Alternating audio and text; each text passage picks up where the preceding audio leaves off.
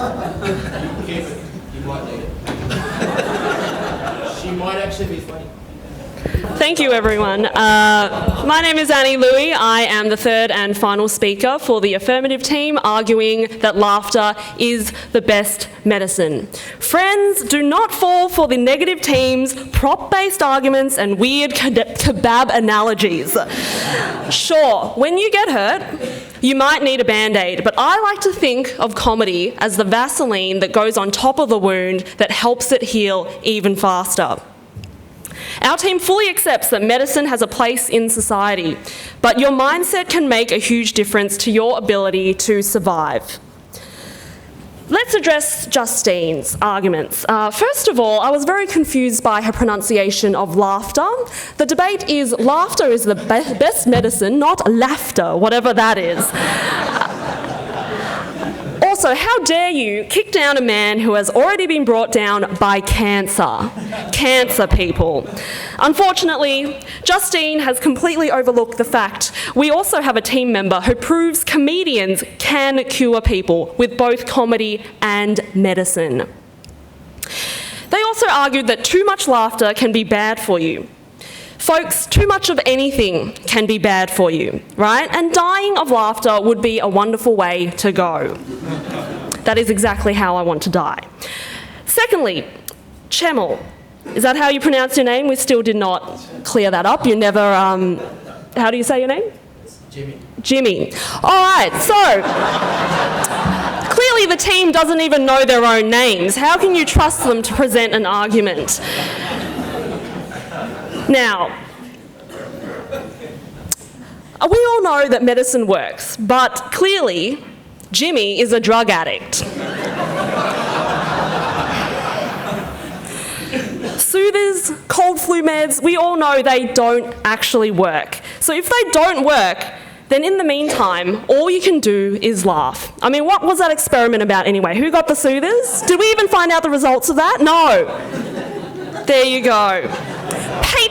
Patronising us with his tests, and we never even got any results. Unlike Sam on my team, who has proven results for his dick jokes. Well done, Sam. Even though Jimmy doesn't believe that laughter is the best medicine, he was up here desperately wanting your laughter and approval.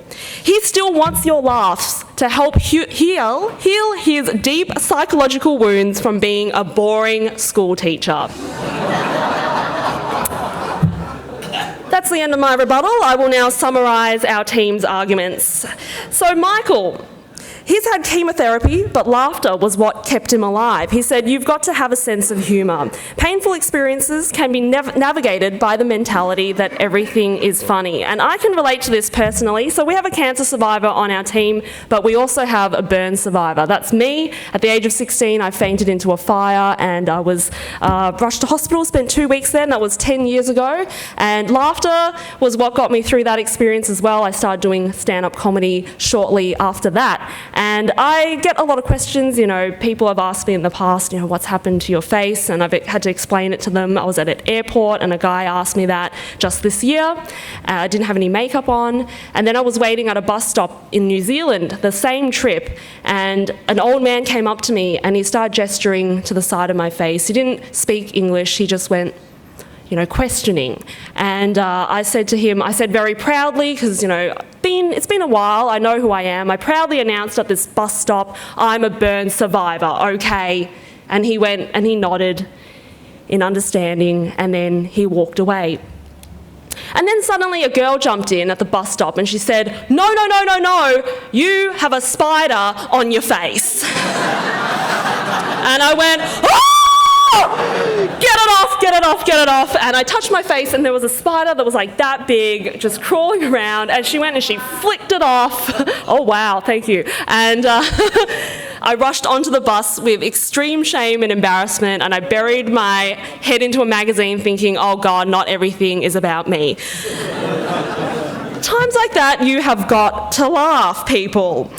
And we had Sam, who is not only a great physio but a great comedian, using actual science, and you cannot argue with that.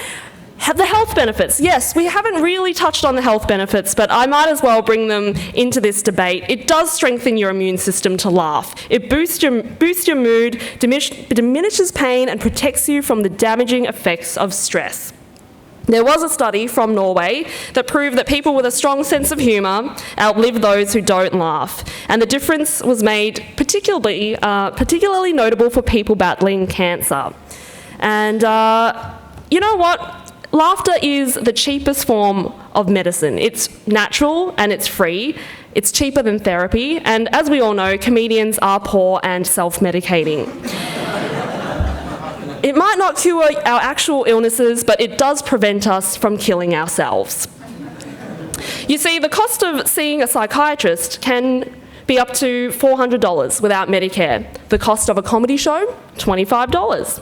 As you have all come here tonight, you are paying for very cheap therapy, and I respect that. And there are some really old as fuck comedians out there. Is that a coincidence? Betty White, 97, Mel Brooks, 93, and Joan Rivers, she said, comedians are the lucky ones because if you're funny, you can be 125 years old and they will still accept you. And that's great news for Joan because she was indeed 125. And as you can see, a clear specimen over here, Father Bob, laughing his whole life, and look at him now at the ripe old age of 175. Finally, I would like to end on the argument that laughter brings people together. Because if you don't laugh, you'll cry. And people who laugh, did you know that people who laugh appear more attractive to others? I've been very turned on this whole debate. Started off with Michael talking about his question-mark shaped genitals. And then we did raise the argument about sex. And the thing is that the part of the brain that controls laughter is actually very connected to the part of the brain that is all about sex. So, in fact, when you laugh, you are practically having an orgasm. And we all know sex helps you live longer. An independent newspaper even reported that 36% of women undergoing IVF became pregnant after being entertained by clown doctors. Just don't ask if the clowns were inseminating the women. Only 20% of IVF patients in the control group were able to get pregnant. I can also provide a personal example of laughter bringing people together. My dad passed away at the ripe age of 83 4 years ago, and man, the funeral was one hell of a fuck up. We paid $300 for someone to press a clicker on a presentation, and they fucked it up. And we also had John So at the funeral, and everybody wanted to take a photo with him. And I like to think of it, instead of getting myself down about it or depressed, I like to think of myself as the president of the Dead Dads Club, where our slogan is lifetime membership, whether you like it or not. Laughing at home has been one of the most cathartic experiences since my dad passed away. It has been fantastic for my healing. For example, my mum, she's terrified of bugs. She grew up in a village in rural China, but somehow still highly afraid of anything that's like cockroaches or has more than 4 legs. And she was yelling at the carpet one night when it appeared that there was a giant cockroach running around on the floor.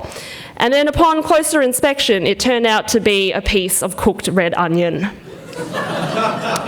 And so we laughed. And that has been one of my favourite memories from this year, and it proves laughter does bring people together. And to conclude, if you don't laugh, you will cry. And that's why we are all here tonight rather than watching Q&A at home. We want to forget our problems for just an hour or two. Compared to the negative team, who are in fact negative Nancys, who hate fun, my team is qualified to vouch for the fact laughter is the best medicine. We have a medical professional, a cancer survivor, and a burn survivor with a dead dad. If you walk away from this debate having laughed instead of bawling your eyes out, then we have already won. Thank you.